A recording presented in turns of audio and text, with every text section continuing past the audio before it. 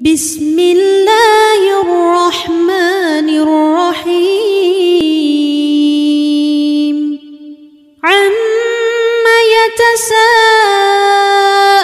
يتساءلون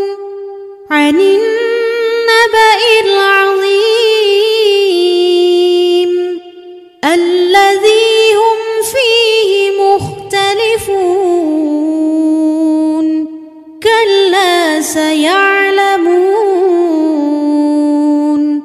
ثم كلا سيعلمون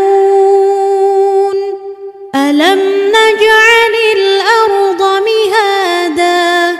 والجبال أوتادا وخلقناكم أزواجا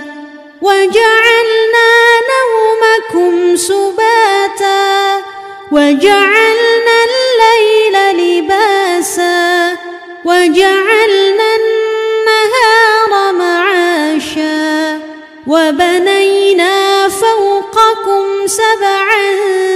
شدادا وجعلنا سراجا وهاجا وأنزلنا من المعصرات ماء ثجاجا لنخرج به حبا ونباتا وجنات ألفافا إن يوم الفصل كان ميقاتا يوم ينفخ في الصور فتأتون أفواجا وفتحت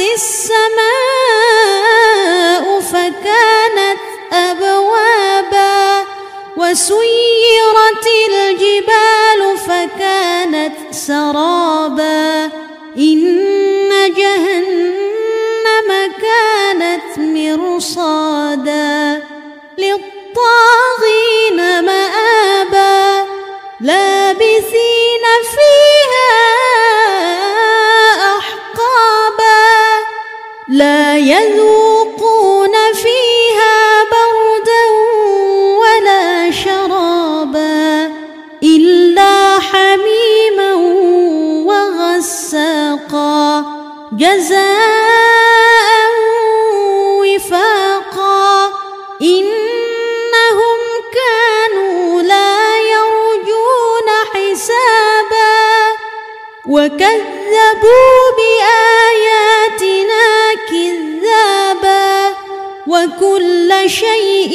أحصيناه كتابا فذوقوا فلن نزيدكم إلا عذابا إن للمتقين مفازا حدائق وأعنابا وكواعب أترابا وكأسا دهاقا لا يسمعون فيها لغوا ولا كذابا جزاء من ربك عطاء حسابا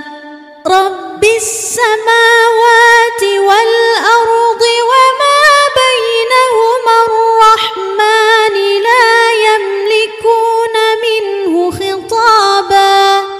يوم يقوم الروح والملائكة صفا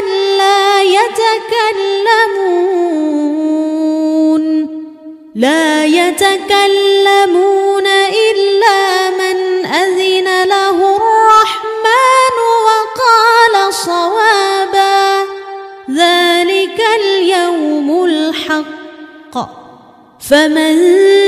شاء اتخذ إلى ربه مآبا إنا أنذرناكم عذابا قريبا